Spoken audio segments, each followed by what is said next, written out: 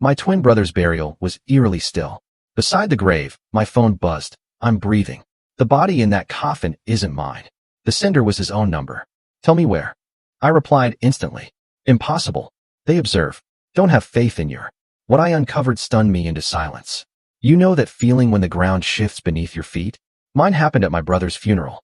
Dirt was falling onto his closed casket when my phone buzzed. A text. From him. My own brother, supposedly dead. It read, I'm alive. That's not me in the casket. What the hell was happening?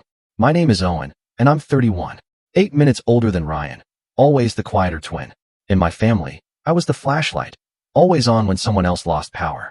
I fix point-of-sale systems for a grocery chain. I keep receipts in a shoebox by month, and I know the last 4 digits of too many credit cards because I'm the one who just covers it for now. My apartment smells like coffee and Windex. I carry 2 spare phone chargers because my people always forget theirs. My parents, they like the word resilient.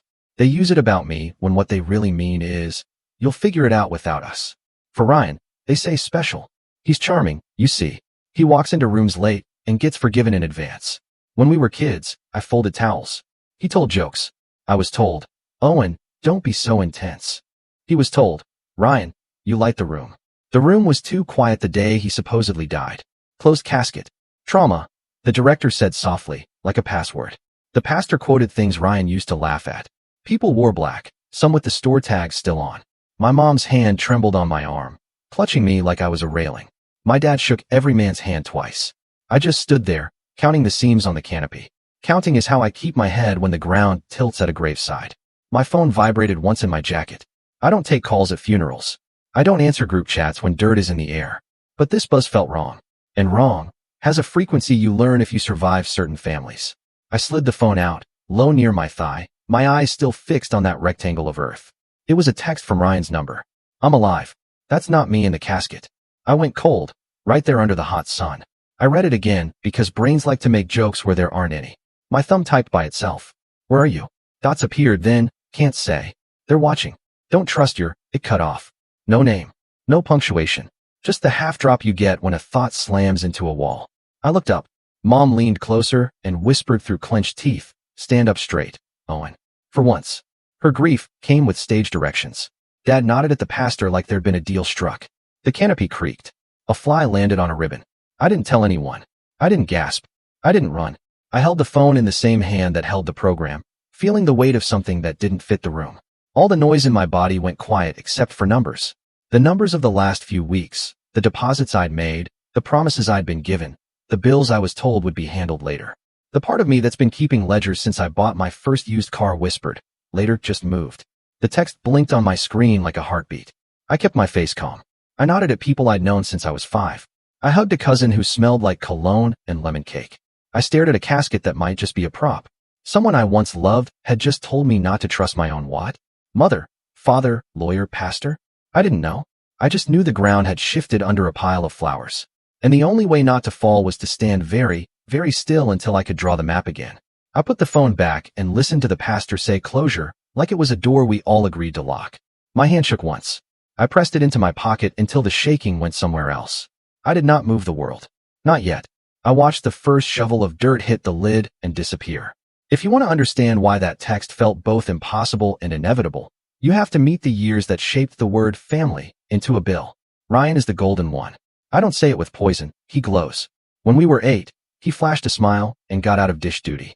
I learned to wipe the counters while he told the story of why it made sense. We're a team, Dad would say as I stacked plates, and Ryan bowed. Money learned the same dance. I bought textbooks with cash from stocking shifts. Ryan tried a semester of finding himself that involved a camera, an Instagram with 10,000 followers, and 0 rent. When fees came, Mom called me late, sighing the kind of sigh that puts your card number on the table. Just this month, she'd say. We'll settle up. Settling up was a place we never drove to. He's not evil. He's magnetic. People lend him things because he makes the ask feel like an honor. I lent him my car once for a job interview, and he came back 2 hours late with a story about saving a dog. I paid the parking ticket he forgot to mention. The humiliations were small and daily. At 22, I was the only one in the family with insurance in my name and an oil change schedule written on a sticky note. When Ryan blew a tire, Dad texted me, handle it. Handle it meant pay it. Meet him, and don't make it a lesson. When I got a raise, Mom sent a heart emoji, then asked if I could float Ryan for a bridge week. I was the bridge. They were always crossing. Then came the bigger numbers. A $900 emergency dental bill that hit my card because mom used the family profile and forgot to switch. A $1,750 deposit for a studio because the landlord needed one payer. A $3,200 old debt to a guy who looked like he collected debts as a hobby. Dad said, "Keep your brother safe." I did. With my future. I started a notebook because reality fades under certain kinds of charm. I wrote dates and amounts, and a returned column that stayed empty. When I tried to show mom, she said, "Don't be petty." Dad called it keeping score, like we were supposed to play a game where points didn't exist and referees were rude. Ryan made big promises. When my crypto hits, when the app launches, when the brand deal clears. I nodded because the other option was a fight that looks like you're punching a cloud. Then, 3 months ago, Ryan crashed hard. Not the fake heart attack of a late notice, but the real kind. A man who stops answering texts. He'd been consulting with a friend who wasn't a friend. There were bets that weren't bets. I know because his phone on our family plan still pinged at 3 a.m. from a payday lender across town. The next morning, he showed up at my door at 6:12. Eyes red. Shoes wrong. He said, "I need help. Just for a week." "How much?" I asked, because numbers make lies expensive. He stared at my coffee mug like it might magically refill. 3,000, he said. Then, softer, maybe 5. I didn't have 5. I had 2, barely. I gave him $400 cash and a list of steps that started with, "Call the debts yourself." He hugged me like I'd saved him and left like someone chasing something you can't see. A week later, a police officer knocked at mom's door. Ryan's wallet was found near the river, his jacket too. "We're so sorry." A body matched the height and build, badly damaged. Mom screamed. Dad broke a glass and didn't clean it. I sat on the floor with a folder where I keep documents, trying to make the words stop floating. Closed casket, the director. Said again on the phone. Identification was complex. There would be accommodations. 2 days after the knock, Mom called me at 10:03 a.m. "We can't afford the premium casket, but we can't do the cheap one. You know how people talk." She cried into the receiver in a way that makes a son take out his wallet. "Just put the deposit," she said. "We'll reimburse when the life insurance clears." He made you the beneficiary, right? You boys always handled paperwork. I had no clue who the beneficiary was. I'm the paperwork person. That doesn't mean the papers tell me things. I called the insurer the next morning. Mom was the beneficiary. Dad, the contingent. My name wasn't on it. Policy face amount, $750,000. The woman said in the soft voice they use when you sound broken. A claim is being recorded. I paid the funeral home $4,800 as a deposit because the director looked at me like I was the adult in the room. I paid the florist $620 because Mom wanted white roses for the twins. I put the reception on my card because the venue needed one card to hold, and Dad said he'd sell some stock. He doesn't own stock.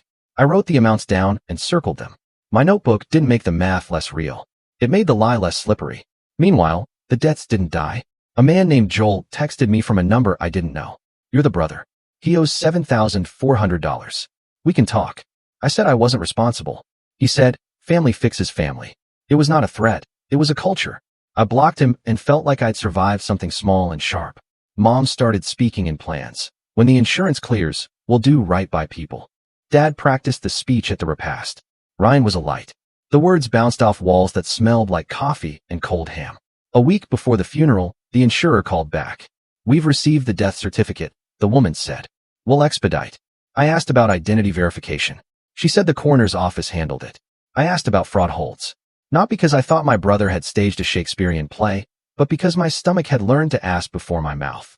"We can flag for review," she said lightly. I flagged it. Then I sat in my car for 20 minutes, staring at my steering wheel, feeling like a traitor to a man whose picture was on my mother's mantle twice. 2 days before the funeral, Dad asked me to front $1,200 more for the burial plot, because your mother is fragile. Fragile like an invoice, and I paid it like a son. I ate rice and beans that week and told myself, bills are how we love. The morning of the funeral, I put on the suit I wear to weddings and resignations. I ironed the tie Ryan once borrowed for a first date with a girl he later called too intense. I put my old phone in a drawer because the screen is broken and sometimes sends ghost texts. I checked the bank app. Numbers glowed like small warnings. At the graveside, the warning turned into a sentence from a dead man's phone. "I'm alive," he wrote. "Don't trust your..." And that's where my head split into old stories and new questions. Don't trust your what, Ryan? Don't trust my eyes? Don't trust the identification? Don't trust my own mother, who had asked me to pay the bills while promising a later that wasn't mine. On the drive back from the cemetery, Mom squeezed my knee the way she did when we were kids and said, "You're our rock."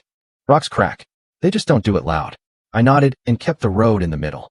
By the time we pulled into the reception hall, I'd decided something simple.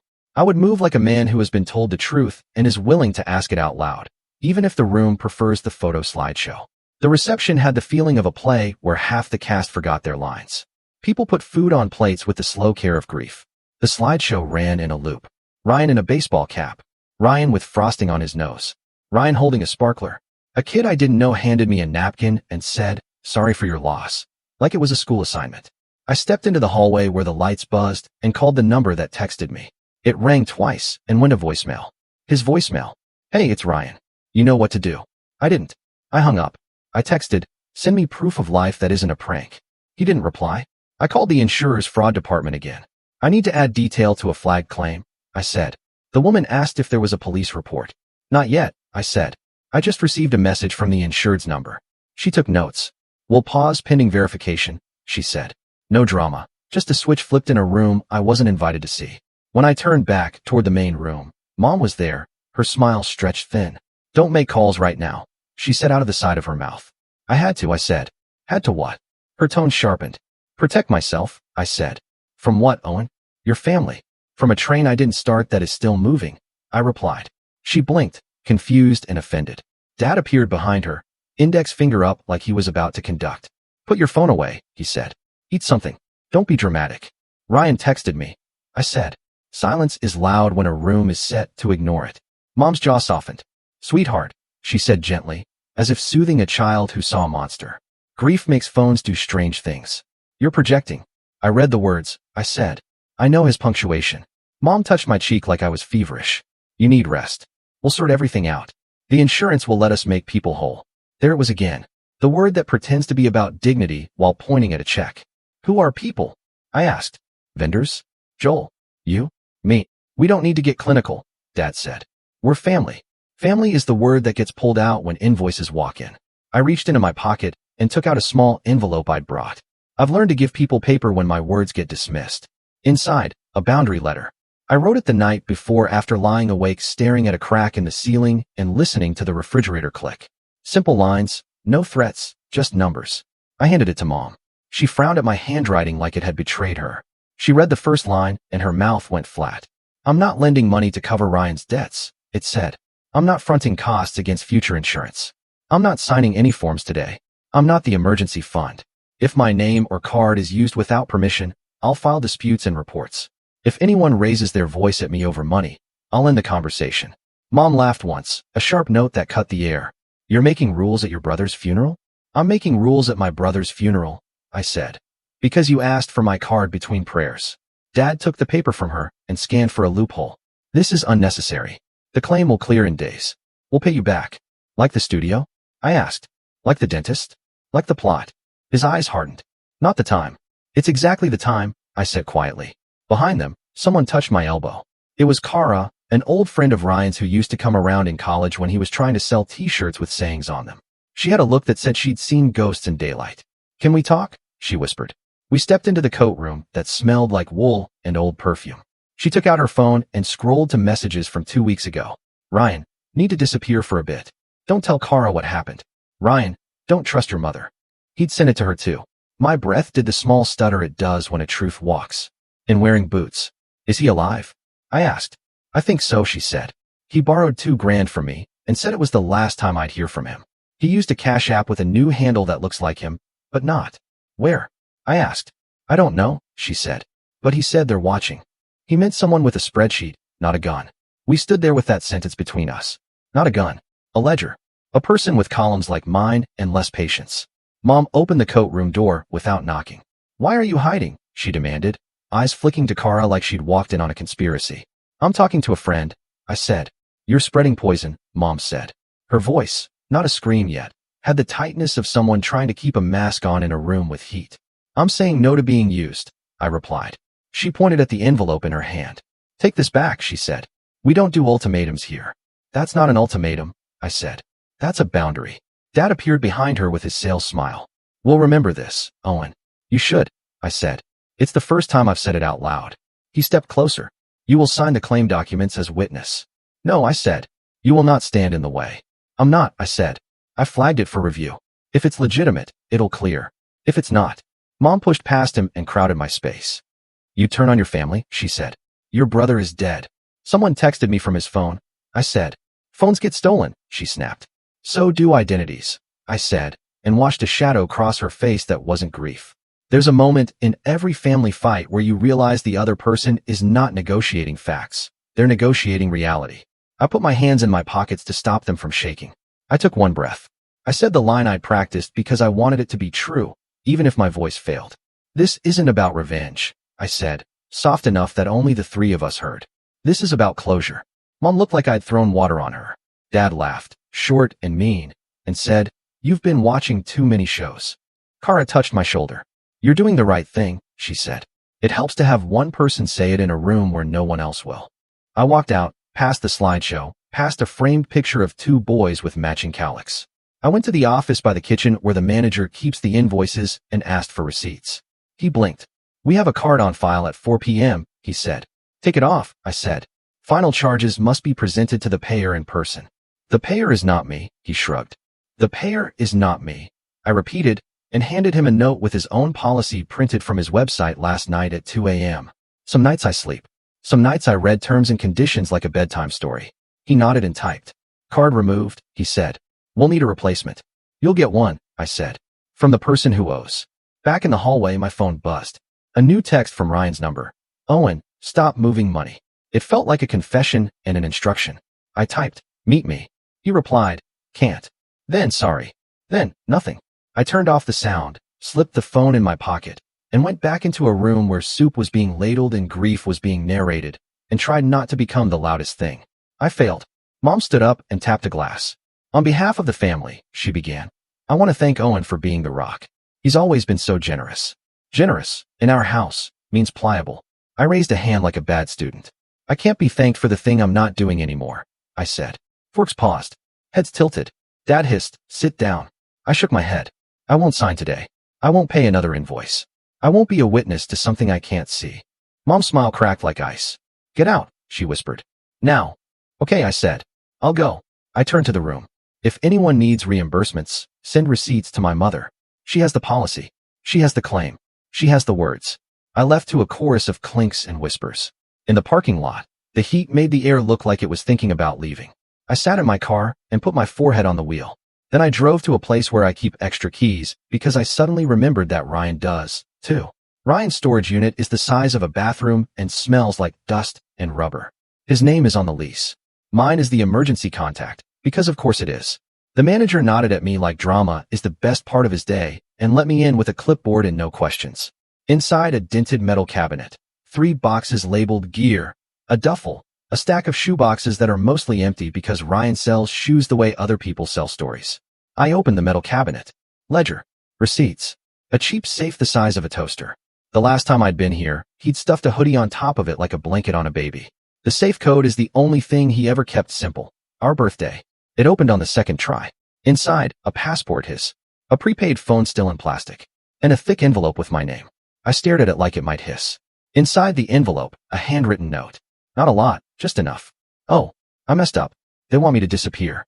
Mom said the policy fixes everything. It doesn't fix me. Don't let her use you. Don't trust your feelings when she cries. Don't sign anything. I'll figure it out. I'm tired of the look you give me when you think I'm drowning. I know. I put it there. I'm sorry. R. Under the note, a list of names and numbers with amounts next to them. Joel $7,400. Kara $2,000. Dentist $900. Funeral deposit. Oh. Payback ASAP $4,800. A star next to insurer. Call this woman if something goes wrong. Followed by a name I recognized from my earlier call. I sat on a camping chair and let the air buzz around me. My anger did a small lap and settled into something useful. I called the insurer's fraud woman and read the note. To her, without commentary. We'll hold the claim, she said. We'll contact the coroner. She spoke like a person who has heard worse and still drinks her coffee hot. I texted Mom. I'm not paying further costs. Speak to the insurer. Do not use my name. She replied in 10 seconds. How dare you? Then we are grieving. Then you owe this family. Oh, is a word we weaponize when receipts get involved. I turned my phone face down, locked the unit, and drove to my bank.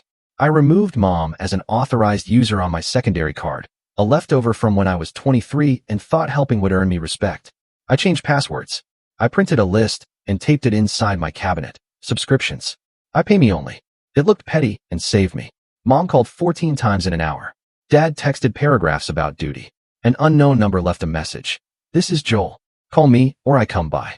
I saved it, then forwarded it to a detective whose card I'd been given when I filed a trespass report last year against a different relative.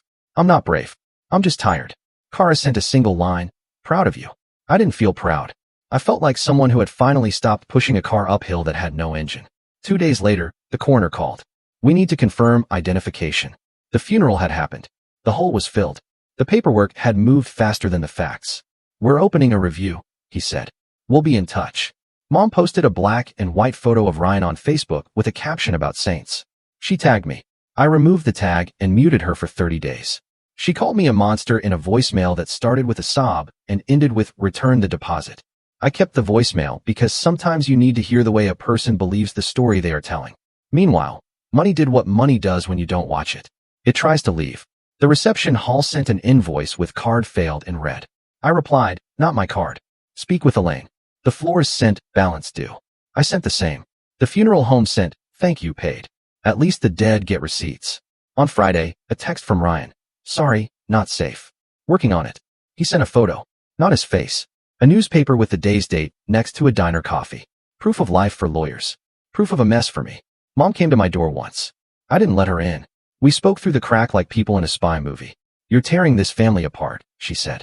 I stopped paying for the glue, I said. That's different. She cried. Then she hissed. Then she tried soft words about legacy. I said no. I said it like a period. She left a pie on the mat. I threw it out because my stomach has learned not to reward my brain for bad boundaries. That night, I cooked rice and eggs and watched a dumb show. My phone sat face down. When I picked it up at 11:14, there were 23 messages. I read none. I texted one thing in the family thread. Do not use my name. Do not use my card. Do not show up uninvited. If you need to talk about grandma's doctor, fine. Everything else goes through the insurer or a lawyer. It was dry. It was a door.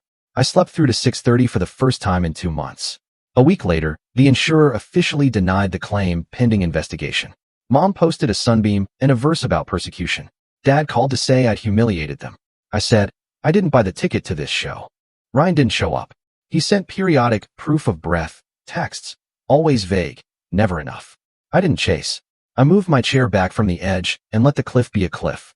It's strange, the clarity that comes from saying no for the first time. It felt like I was betraying my family, but really, I was just finally choosing myself. What about you? Have you ever had to choose between loyalty and your own sanity when it comes to family? Tell me what you think in the comments below. I really want to know.